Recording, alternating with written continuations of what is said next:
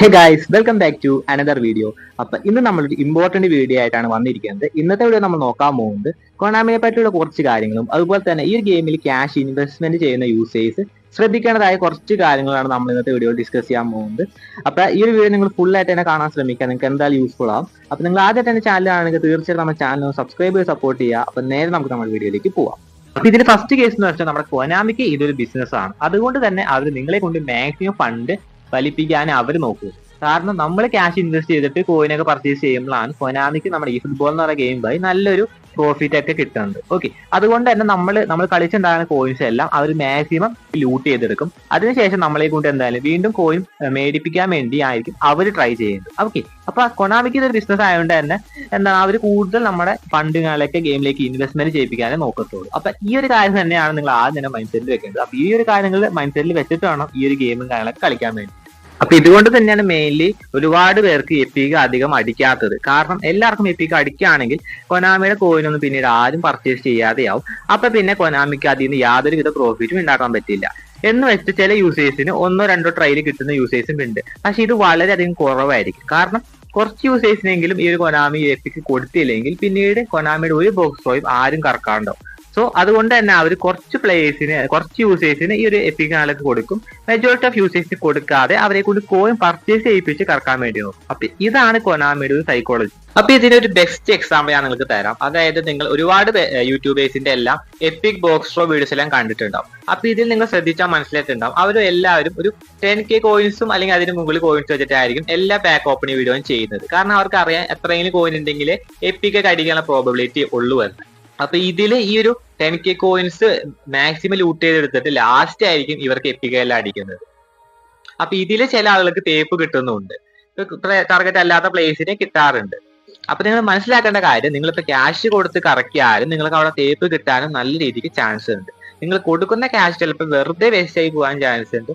ചിലപ്പോൾ നിങ്ങൾക്ക് ലെക്ക് ഉണ്ടെങ്കിൽ ചിലപ്പോൾ നിങ്ങൾക്ക് നിങ്ങളുടെ ടാർഗറ്റ് പ്ലെയറിനെ കിട്ടാൻ ചാൻസ് ഉണ്ട്. അത് മാത്രമല്ല, നിങ്ങളിപ്പോ ഒരു എപ്പിക്ക് അടിച്ചു എന്ന് വിചാരിക്കാം, ആ ഒരു പ്ലെയറിനെക്കാളും കുറച്ചും കൂടെ ബെറ്റർ ആയിട്ടോ ചിലപ്പോൾ ആ ഒരു പ്ലെയറിന് തന്നെ വേറൊരു കാർഡ് കുറച്ചും കൂടി ബെറ്റർ ആയിട്ട് കൊണാമി ചിലപ്പോൾ ഒരു 2-3 മാസം കഴിയുമ്പോൾ കൊണ്ടുവരാനും നല്ല രീതിക്ക് ചാൻസ് ഉണ്ട്. ഇതിനും ഒരു ബെസ്റ്റ് എക്സാമ്പിൾ ഞാൻ തരാം. അതായത് നമ്മുടെ ലേറ്റസ്റ്റ് ആയിട്ട് നമ്മുടെ MSN പാക്കിൽ, അപ്പൊ ഇതിൽ വന്ന നെയ്മറിന് ഒരുപാടധികം പേര് ക്യാഷ് കൊടുത്ത് കറക്കി എടുത്തിട്ടുണ്ടായിരുന്നു. അപ്പൊ എന്താണ് പിന്നീട് നമ്മൾ നോക്കിയപ്പോൾ എന്താണ് കണ്ടത്, ആ ഒരു നെയ്മറിനെക്കാളും കുറച്ചും കൂടെ ബെറ്റർ ആയിട്ടുള്ള നമ്മുടെ ബിഗ് ടൈം നെയ്മർ ഈ ലേറ്റസ്റ്റ് ആയിട്ട് വന്നിട്ടുണ്ടായി. അതും പുതിയ സ്കില്ലെല്ലാം ആഡ് ചെയ്ത്, ആക്സിലേഷൻ ബസ് സ്കില്ലെല്ലാം ആഡ് ചെയ്തിട്ട്. അപ്പൊ നേരത്തെ ആ ഒരു MSN പാക്ക് എടുത്ത് കോയിൻ കൊടുത്ത് കറക്കിയവർക്ക് ഒരിക്കലും അത് വർത്തടിയിലായിരിക്കത്തില്ല. കാരണം ഇപ്പൊ പുതിയ നെയ്മർ മറ്റേ നെയ്മറിനേക്കാളും കുറച്ചും കൂടെ ബെറ്റർ ആയിട്ടുള്ള സ്റ്റാറ്റസും ബെറ്റർ ആയിട്ടുള്ള കളി എല്ലാമാണ് കാഴ്ചവെക്കുന്നത്.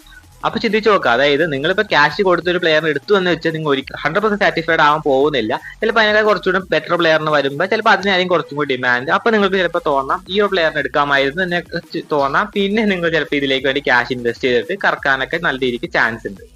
അപ്പൊ ഗൈസ്, അപ്പൊ എനിക്ക് നിങ്ങളോട് പറയാനുള്ളത്, ഇതെന്ന് പറഞ്ഞാൽ അതൊരു ഗെയിമാണ്, അതൊരു എന്റർടൈൻമെന്റ് ആണ്, ഒരിക്കലും ഒരു നീഡ് അല്ല. അതുകൊണ്ട് തന്നെ ഈ ഒരു ഗെയിമിലേക്ക് വേണ്ടി ഇത്രയധികം ഫണ്ട് എല്ലാം ഇൻവെസ്റ്റ്മെന്റ് ചെയ്യുന്നത് വർത്താണോ എന്ന് നിങ്ങൾ തന്നെ ചിന്തിച്ചു നോക്കുക. അതിനുശേഷം മാത്രം നിങ്ങൾ ഈ ഒരു ഗെയിമിലേക്ക് വേണ്ടി കോയിൻ എല്ലാം ഇൻവെസ്റ്റ് ചെയ്യുക. ഞാൻ നിങ്ങളോട് ഒരിക്കലും ഈ ഒരു ഗെയിമിലേക്ക് വേണ്ടി ഒരിക്കലും കോയിൻ ഇൻവെസ്റ്റ് ചെയ്യരുത് എന്നല്ല പറയുന്നത്.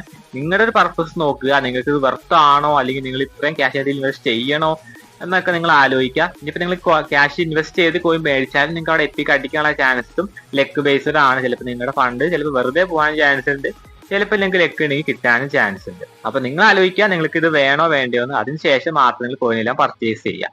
ഇനി അത് മാത്രമല്ല, കോയിനെല്ലാം പർച്ചേസ് ചെയ്യുന്ന ആളോട് എനിക്ക് പറയാനുള്ളത്, നിങ്ങൾ മാക്സിമം എന്താണ് ഈ ഒരു കോയിൻ ഓഫീസ് എല്ലാം വരുന്ന ടൈമിൽ മാക്സിമം കോയിൻ എല്ലാം പർച്ചേസ് ചെയ്ത് ഇടാൻ നോക്കുക. അതിനുശേഷം നിങ്ങൾക്ക് വേണ്ട പാക്ക് വരുന്ന ടൈമിൽ മാത്രം സ്പിൻ ചെയ്യുക. നിങ്ങൾ വെറുതെ എല്ലാ പാക്കിലും ചവർ പോലെ സ്പിൻ ചെയ്ത് കോയിൻ വേസ്റ്റ് ചെയ്യാതിരിക്കുക. നിങ്ങളുടെ ഒരു സ്ക്വാഡിൽ ഏതൊരു പൊസിഷനിലാണ് നിങ്ങൾക്ക് എപ്പി പ്ലേയേഴ്സ് വേണ്ട, ആ ഒരു പാക്ക് എല്ലാം വരുമ്പോൾ സ്പിൻ ചെയ്യുക. അതായത് നിങ്ങളുടെ സ്ക്വാഡിൽ ഇപ്പോൾ നല്ലൊരു സ്ട്രൈക്കർ ഉണ്ട് എന്നുണ്ടെങ്കിൽ നിങ്ങൾ വീണ്ടും ഈ സ്ട്രൈക്കർ വരുന്ന പാക്ക് സ്പിൻ ചെയ്ത് കോയിൻ വേസ്റ്റ് ചെയ്യാതെ നിങ്ങൾക്കിപ്പോൾ നിങ്ങൾക്ക് ഡിഫൻഡേഴ്സിന്റെ പാക്ക് വരുമ്പോൾ സ്പിൻ ചെയ്യുക, അതല്ല മിഡ്ഫീൽഡേഴ്സിന്റെ പാക്ക് വരുമ്പോൾ സ്പിൻ ചെയ്യുക. അങ്ങനെയെല്ലാം സ്പിൻ ചെയ്യുകയാണെങ്കിൽ നിങ്ങൾക്ക് പെട്ടെന്ന് തന്നെ നിങ്ങളുടെ എപ്പി സ്ക്വാഡ് ബിൽഡ് ചെയ്തെടുക്കാൻ പറ്റും. അപ്പൊ നിങ്ങൾ മെയിൻലി ഫോക്കസ് ചെയ്യുക നിങ്ങൾ സ്ക്വാഡ് ബിൽഡിങ്ങിനെ ആയിരിക്കണം. ഇനി അതല്ല നിങ്ങൾക്ക് ഇപ്പോൾ ഒരു പർട്ടിക്കുലർ പ്ലെയറിനാണ് വേണമെങ്കിൽ ആ ഒരു പ്ലെയറിന്റെ പാക്ക് വരുന്നത് നിങ്ങൾ വെയിറ്റ് ചെയ്യുക, അതിനുശേഷം എന്നിട്ട് സ്പിൻ ചെയ്യുക. അങ്ങനെയാണെങ്കിൽ നിങ്ങൾക്ക് അത്യാവശ്യം പെട്ടെന്ന് നിങ്ങളുടെ ഒരു ഡ്രീം സ്ക്വാഡും അതുപോലെ തന്നെ എപ്പി സ്ക്വാഡും എല്ലാം ബിൽഡ് ചെയ്തെടുക്കാൻ വേണ്ടി പറ്റും. അപ്പൊ ഗൈസ്, അപ്പൊ ഇത്രേ ഉള്ളൂ എനിക്ക് ഈ വീഡിയോയിലൂടെ പറയാനുള്ളത്. ഞാൻ ഈ വീഡിയോ മെയിൻ ചെയ്യാൻ കാരണം വെച്ച് കഴിഞ്ഞാൽ ആരും ഇങ്ങനത്തെ ഒരു വീഡിയോ ഇതുവരെ ചെയ്തത് കണ്ടില്ല, അതുകൊണ്ടാണ് ഞാൻ ഈ വീഡിയോ ചെയ്തത്. കുറച്ച് പേർക്കെങ്കിലും ഇത് കണ്ടിട്ട് ഒരു അവയർനെസ് എല്ലാം ഉണ്ടാവുമെന്ന് വിചാരിച്ചിട്ടാണ് ഞാൻ ഈ വീഡിയോ ചെയ്യുന്നത്. അപ്പൊ നിങ്ങൾ ആലോചിച്ച് നോക്കുക, ഇത് ജസ്റ്റ് ഒരു എന്റർടൈൻമെന്റ് പർപ്പസ് മാത്രമാണ്, ഒരിക്കലും ഒരു നീഡ് അല്ല. അതുകൊണ്ട് നിങ്ങൾ നോക്കിയും കണ്ട് മാത്രം ക്യാഷ് എല്ലാം ഈ ഗെയിമിലേക്ക് വേണ്ടി ഇൻവെസ്റ്റ്മെന്റ് ചെയ്യുക. അപ്പൊ എനിക്ക് അതാണ് പറയാനുള്ളത്. ഓക്കെ, അപ്പൊ ഗൈസ്, അപ്പൊ ഇത്രയുള്ള നമ്മുടെ വീഡിയോ. അപ്പൊ ഈ വീഡിയോ നിങ്ങൾക്ക് ഉപകാരപ്പെട്ടിട്ടുണ്ട് എന്ന് ഞാൻ വിചാരിക്കണം. സോ ഉപകാരപ്പെട്ടിട്ടുണ്ടെങ്കിൽ തീർച്ചയായിട്ടും വീഡിയോ ഒന്ന് ലൈക്ക് ചെയ്യുക, ഷെയർ ചെയ്യുക, അതുപോലെ തന്നെ നമ്മുടെ ചാനൽ സബ്സ്ക്രൈബ് ചെയ്ത് സപ്പോർട്ട് ചെയ്യുക. അപ്പൊ ഇനി നമുക്ക് ഇതുപോലെ ഒരു യൂസ്ഫുൾ വീഡിയോ ആയിട്ട് കാണാം.